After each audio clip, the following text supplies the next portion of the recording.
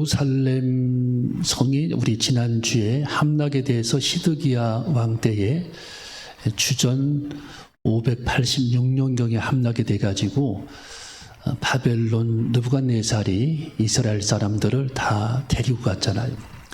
성이 함락이 되고 성 안에 있는 사람들을 다 데리고 갔거든요. 그러면 전쟁이 벌어졌을 때에는 예루살렘 성이 포위를 됐을 때에는 18개월 동안 예루살렘 성이 포위를 당하여 그들이 굶주린 상태에서 나중에 탈출을 시도해서 시드기야 왕이 탈출을 하다가 결국 붙잡혔고 두 아들도 붙잡혔고, 그래서 두 아들은 처형을 당하고 시드기야 왕은 두 눈이 뽑힌 그런 고문을 당하게 되죠. 이런 상황에서 오늘 여기 성경에 하나님께서 이 느헤미야에게 환상을 보여주십니다. 자, 그 사건에 대해서 환상을 보여주시는데 그 환상의 내용은 무화과나무 열매에 관한 그런 환상이에요.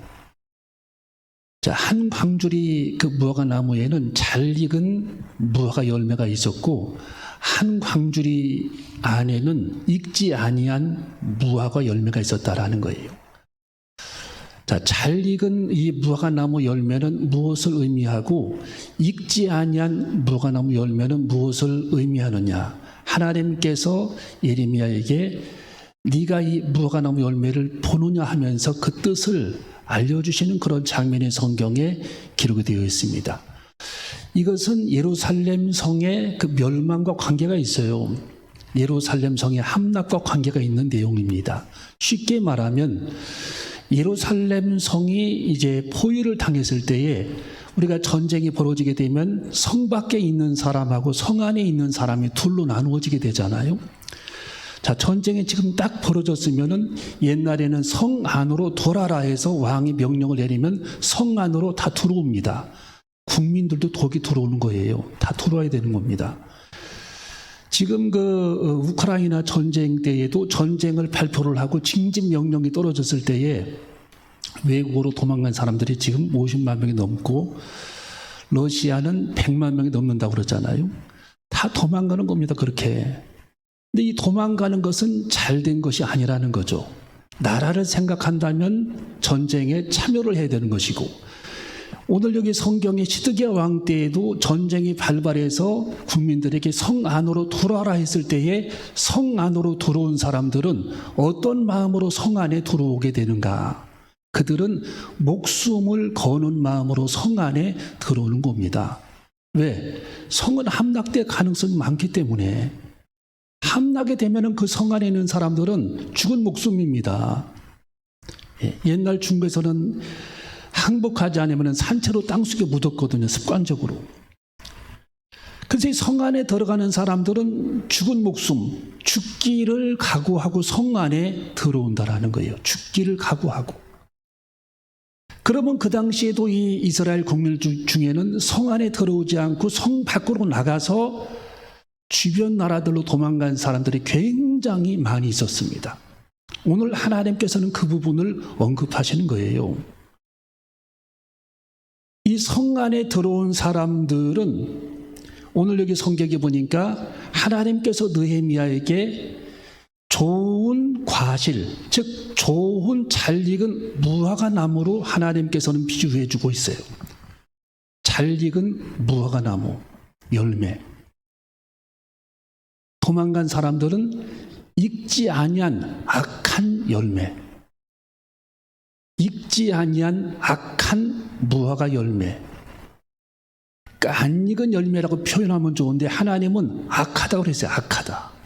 그러니까 성 안에 들어오지 않고 무책임하게 도망갔다라는 거죠. 그래서 우리는 이 본문 말씀을 통해서 우리 그리스도인들이 살아가야 될 자세에 대해서 하나님께서 말씀해 주셨고, 그 성 안에 들어온 사람들은 온전한 사람이라는 거예요. 온전한 사람들. 우리 한번 따르게 온전한 사람들. 자, 이 성 안에 들어온 사람들은 온전한 사람이라는 건데, 이 온전한 사람들은 자기 목숨을 주님께 내어놓는다라는 거예요. 목숨을. 우리가 꿀벌을 잡을 때 이렇게 잡으면 딱 쏘잖아요. 벌을. 근데 이 벌을 잡고 딱 그냥 손으로 쥐어버리면 쏠 겨를이 없어요. 그냥 터져 죽는 거죠. 이렇게 잡으면 탁 쏩니다, 벌이.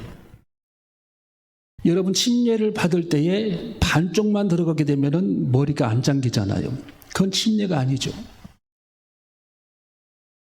여러분, 우리가 문 안으로 들어오면 성전이 있는 것이지만 문 밖에 나가면 성전 밖에 있는 겁니다. 아프가니스탄 전쟁이 벌어졌을 때에 미군이 거기서 철수할 때에 미군 수송기 마지막 비행기가 공항에서 활주로 해서 이륙하기 직전에 아프가니스탄 사람들이 탈출을 하기 위해 비행기를 붙잡고 있었어요. 비행기는 지금 출발하려고 움직이는데 결국 바퀴에 매달린 사람들은 하늘 높이 비행기가 2km 올라간 상태에서 땅에 떨어지는 장면이 TV에 나왔습니다. 2km에서 떨어져요, 땅에. 비행기 바퀴 붙잡고 있다가. 여러분, 우리는 하나님의 성전 안에 머물러 있듯이 그리스도 안에 머물러 있어야 된다는 겁니다. 비행기 안에 머물러 있든지 밖에 있으면 그렇게 하나님께서 기뻐하시지 않는 거죠. 모든 것이 그렇다는 거예요, 우리 인생에. 내 마음을 담고 내 중심이 하나로 모아져서 온전히 하나님의 자녀로 결단하고 하나님의 자녀가 된다면 온전한 사람인데 변두리, 아웃사이드에 거하게 되면 하나님께서는 오늘 여기 성경에 보니까 온전한 사람이 아니라고 말씀해주고 있는 겁니다. 그래서 하나님께서는 포로가 돼서 죽기를 각오하고 그 성 안에 들어온 사람들을 중심으로 해서 다시 하나님께서는 이스라엘을 건설하겠다라고 오늘 여기 성경에 그렇게 말씀이 기록이 되어 있습니다. 성 안에 있는 사람들을 중심으로 해서 비록 그들의 몸은 포로가 되고 바벨론 제국 갈대아 나라로 그들은 끌려갔지만 하나님께서는 그들을 다시 싹이 나게 하고 다시 그들을 성장시켜서 하나님은 이스라엘 백성으로 다시 그들을 삼아 스룹바벨을 중심으로 해서 나라를 다시 건설하겠다라고 하신 약속이 오늘 여기 성경에 기록이 되어 있는 겁니다. 그래서 우리는 설익은 무화과 열매가 되지 않고 잘 익은 무화과 열매가 되어줘야 할 줄로 믿습니다. 이 사람들은 온전한 사람이라는 거예요. 하나님 안에 머물러 있는 사람, 그리스도의 사람들, 생명을 건 사람들, 내 목숨을 주님께 내놓은 사람들, 성 안에 내가 들어올 때는 내 목숨을 주님께 내어놓는 것이고 나라를 위해 자기 목숨을 바치는 사람들입니다. 나머지 팔레스타인이나 사우디아라비아나 에집트로 도망간 사람들이 상당 부분 많이 있는데 하나님은 오늘 여기 성경에 보니까 그들에게 하나님은 치욕을 안겨주겠다. 내가 너희들을 저주하겠다라고 성경에 9절 10절에 기록이 되어 있는 겁니다. 자, 우리 9절 10절을 한번 읽어봅니다. 자, 9절 10절 시작. 세상 모든 나라 중에 흩어서 그들로 환난을 당하게 할 것이며 또 그들로 내가 쫓아보낼 모든 곳에서 치욕을 당하게 하며 말거리가 되게 하며 조롱과 저주를 받게 할 것이며 여기까지 조롱과 뭘 받게 한다고요? 저주를. 예루살렘 성이 포위가 됐는데도 전쟁이 벌어졌는데도 도망간 사람들, 자기 나라를 외면하고 도망간 사람들을 하나님께서 그들을 치욕을 당하게 하겠다. 이방인들에게 조롱을 당하게 하겠다라고 하나님께서 말씀해 주고 있습니다. 자, 그런데 예루살렘 성 안으로 생명을 걸고 들어온 사람들, 온전한 사람들을 어떻게 하겠느냐. 자, 성경에 5절 한번 읽어봅니다. 5절 시작. 이스라엘의 하나님 여호와가 이같이 말하노라. 내가 이곳에서 옮겨 갈대아인의 땅에 이르게 한 유다 포로를 이 좋은 무화과 같이 보아 좋게 할 것이라. 6절 시작. 내가 그들을 돌아보아 좋게 하며 다시 이 땅으로 인도하고 세우고 헐지 아니하며 심고 뽑지 아니하겠고. 자, 그들이 전쟁이 벌어졌을 때 성 안으로 돌아온 사람들은 생명을 주님께 내어놓은 사람들인데, 비록 그들은 포로로 붙잡혀서 갈대아 지방 바벨론 제국에 끌려갔지만 하나님께서 다시 그들을 스룹바벨을 통해 그들을 다시 이스라엘 땅으로 인도해서 내가 그들을 돌보아 주겠다. 6절에 여러분, 마음이 정해지고 온전한 사람들을 하나님은 돌보시는 겁니다. 내가 그들을 돌보아 주겠다. 두 번째로, 이 땅으로 그들을 인도하겠다. 다시 스룹바벨을 통해 이 땅으로 그들을 인도하겠다. 세 번째, 세우고 헐지 아니하겠다. 다시 그들을 예루살렘으로 돌아오게 해서 나라를 세우고 헐지 아니하겠다. 그리고 그들을 심고 예루살렘에 심고 뽑지 아니하겠다. 여러분, 이런 축복이 우리들에게도 있어줘야 할 줄로 믿습니다. 우리는 하나님 앞에 온전한 마음을 가져야 할 줄로 믿습니다. 여러분, 온전한 사람들은 갈라디아 2장 20절에 보니까 내가 그리스도와 함께 십자가에 못 박혔나니 그런즉 이제는 내가 산 것이 아니요 오직 내 안에 그리스도께서 사신 것이라. 온전한 사람은 내가 살아가는 것이 아니라 내 속에서 주님이 살아가신다라는 거예요. 나는 이미 십자가에서 죽은 목숨입니다. 우리는 이미 죽었다라는 거예요. 여러분, 죽은 사람은, 여러분 이렇게 시신이 이렇게 있으면 죽은 사람은요, 아무리 옆에서 누가 뭐라고 해도 화를 안 냅니다. 왜? 죽었기 때문에. 죽었기 때문에. 아무리 자존심을 상하게 해도 자존심이 상하지 않아. 왜? 죽었어. 시기 질투도 안 해요, 죽은 사람은. 여러분 주변에서 여러분을 화나게 하고 막 칭으로게 해도 그리스도와 함께 이미 죽은 사람들은요, 화가 안 나는 겁니다. 막 부룩부룩 화를 내면은 벌써 나는 이미 안 죽었다는 뜻이죠. 그게 안 죽은 증거예요. 안 죽은 증거. 예. 같이 막 맞장구 치면 이미 안 죽었다라는 거, 아직 안 죽었다라는 거거든요. 여러분, 죽은 사람은 화를 안 냅니다. 질투도 안 해요. 예, 모욕을 당해도 혈기 부리지 않습니다. 그게 계속 올라온다라는 얘기는 아직 육성에 살아있구나. 내 속에 주님은 온데간데 없고 나만 살아있구나. 내가 그리스도와 함께 십자가에 못 박혔나니. 사도 바울은 그렇게 고백을 했어요. 자기는 이미 죽을 목숨이라는 겁니다. 죽을 목숨. 오직 내 안에서 그리스도께서 사신 것이라. 내 안에는 온전히 주님만 살아계시다라는 거예요. 주님만. 온전히 주님께서만 역사하시고 주님께서만 살아계시고 주님의 존재만 보이고 우리 주님의 형상만 보인다라는 겁니다. 그래서 우리는 이 땅에 살아가는 동안에 사람들이 여러분들을 보면 저기 예수님 지나간다. 작은 예수님 지나간다. 그런 소리 들어야 합니다. 예. 아, 예수님을 많이 닮은 분이야. 거룩하잖아. 말도 행동도 모든 게 풍기는 사랑의 향기도 예수님 닮았잖아. 왜?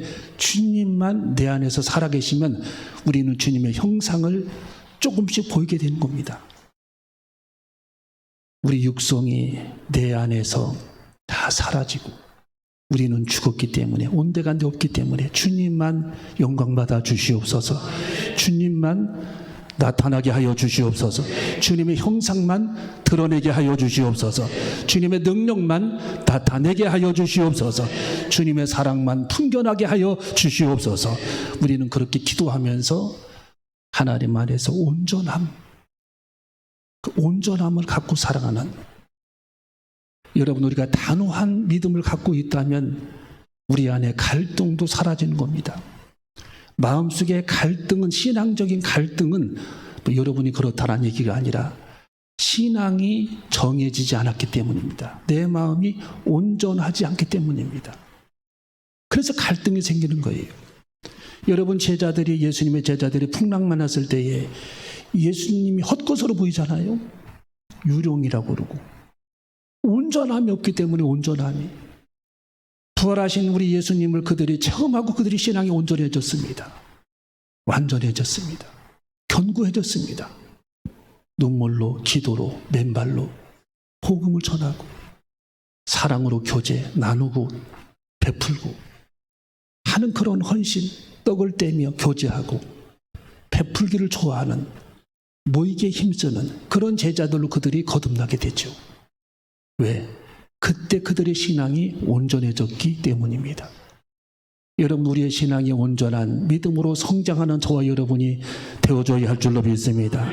하나님께서 오늘 말씀의 결론이 그거예요. 예루살렘 성 안에 들어올 때에는 그들은 목숨을 걸었다라는 거예요. 하나님을 위해, 나라를 위해 내가 그들을 세워 다시 나라를 만들겠다.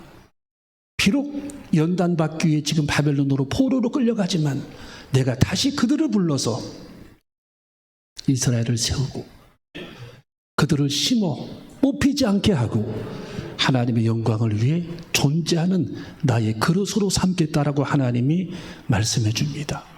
오늘 이 밤 우리는 결단해야 합니다. 하나님, 내 속에 온전함을 허락하여 주시옵소서. 내 안에 흔들리거나 망설이는 그런 마음이 아니라 온전한 믿음을 허락하여 주시옵소서. 견고한 믿음을 허락하여 주시옵소서. 강하고 담대한 믿음을 허락하여 주시옵소서. 오늘 이 밤에 결단하는 그런 축복된 시간이 되시기를 주님의 이름으로 축원합니다. 기도하시겠습니다.